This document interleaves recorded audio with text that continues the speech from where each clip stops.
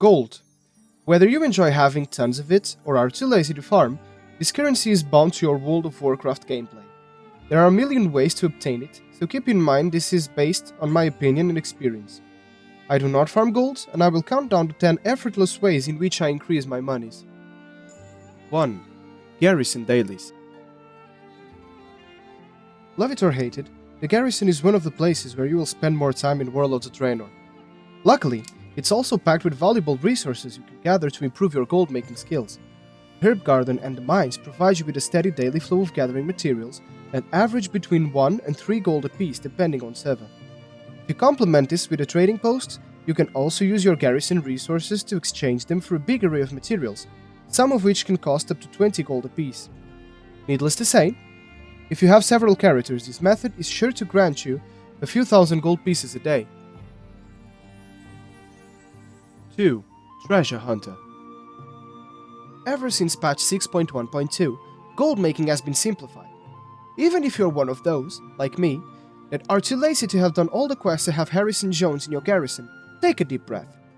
Treasure Hunter is a trait that you can get in your current followers. What it does is double the amount of gold you can get in Garrison missions. The good part is that if you combine 3 Treasure Hunters, you can get 4 times the base mission gold, should you succeed. Apart from rerolling your follower traits, you can also specify that trait when recruiting followers that you're in. Having a big number of Treasure Hunter followers will allow you to farm gold with the Garrison missions at a faster pace.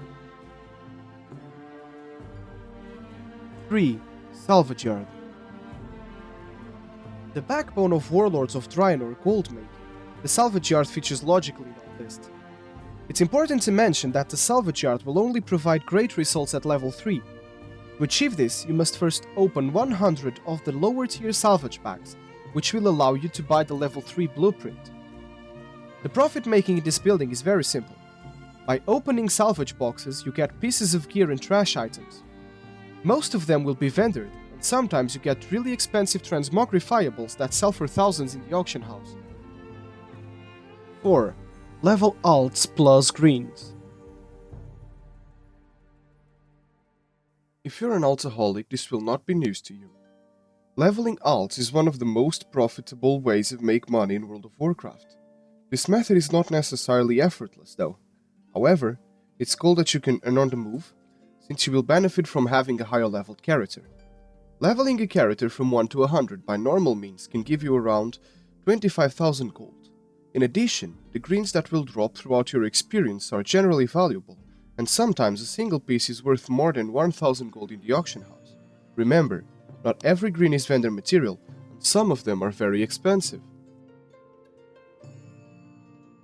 5. Starter Whites. Sometimes, gold awaits in the most inconspicuous places. Have you noticed the beautiful gear Blizzard has put in the game for starting characters? It isn't transmogrifiable, but it's also not soulbound, which means lots of people will want them for any weird reason. The logic seems flawed. I also did not believe it until I've sold a few. Gilnean and Forsaken ones are amongst the most expensive. It's as easy as creating a character, sending the whites to your auction character, log out, erase the character, create a new one. Apart from this, sometimes you will get great pieces of gear. Before you sell them, check their price. Some of them are great sales. 6. Barn. Once a huge revenue source, Savage Bloods have decreased prices incredibly in the last few months. However, if you believe the barn isn't worth the investment anymore, you can think again. Averaging between 200 and 400 gold, Savage Bloods are still a very interesting source of profit, if you consider they're effortless to obtain. Nowadays, you can farm barn cages in groups, which means that you can get a full 36 production slot filled in less than 15 minutes.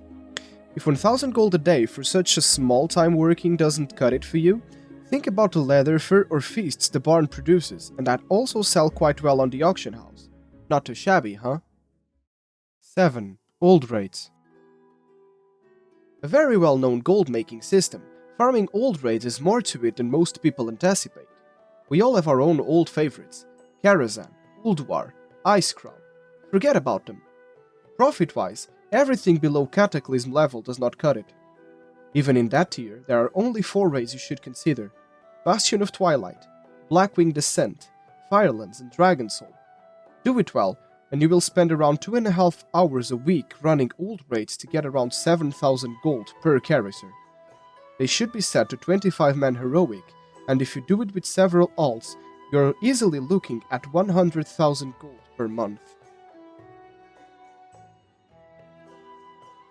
8. Looking for raid. And now for the bit we all love to hate, LFR. Surely, you will find all kinds of people here, from top-end raiders to newly boosted level 100s.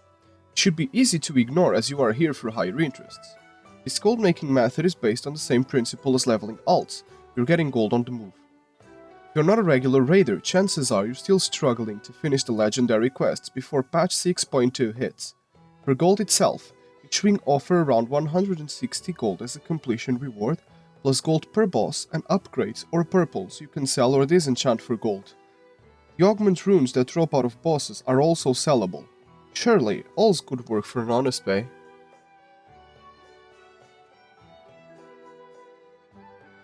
9. World events. I can finally feature my favorite place in World of Warcraft, the Dark Moon Fair.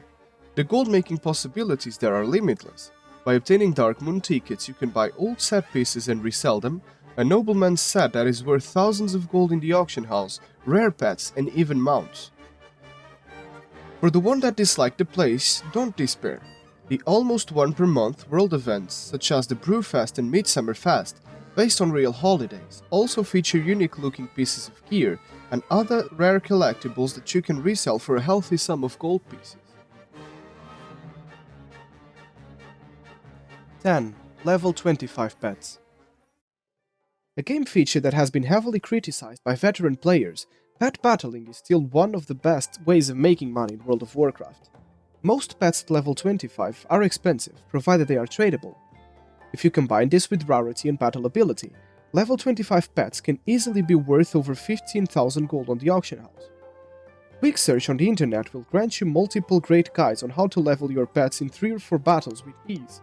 Plus, the pet menagerie in your garrison gives you level upgrade stones that simplify the process. Pokemon ripoff or not, it's certainly profitable. Why don't you give it a try? Extra step, sell your bot in Goldshire. Wait, what? I know there are a million ways to make gold in World of Warcraft, but this is all we have time for in this video. If you enjoy this list, you can hit the subscribe button to my channel to help me create more content like this in the future. Feel free to like or dislike this video based on your own opinion. If there is a gold making tip you would like to add, feel free to write it in the comments below. Thank you all for watching, until we meet again.